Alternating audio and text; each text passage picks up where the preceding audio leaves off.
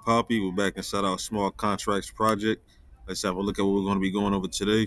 And today we're going to have a look at our contract and see how we implemented the new contract or the deployed to address into our contract. So you can see here we're inside of our interact.py file. You can see we have my contract. This is the contract address we're going to be interacting with. You can see here in our deployment, you can see our contract deployed at is the same address as the one we're going to be interacting with, letting us know this is the contract we want to interact with. Also, as a quick little side note, you can see here we have deployed contract only once inside of our deployment. Remember, our initial number was 7, and then we updated it to 33.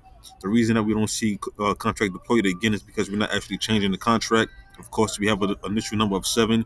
We upgraded the number to 33. Of course, we wanted to go to the same place where the 7 was, so that's why it's the same address. If you don't have to say contract deployed to twice, this is everything that's going to take place in the same contract here. That's why we only see it once, and that's what we're actually going to go to, what we're going to interact with. So this is when we change it to here. So yeah, tomorrow we're going to actually run this interact.py file. This is the deploy favorites.py file here that actually generated the contract for, not the contract, but generated the address for us that we're going to use in our contract. And tomorrow we're going to interact with it using this interact.py file. So stay tuned for that. But of course, I will keep you posted every step of the way. For now, this is the Python Poppy. You guys stay Gucci.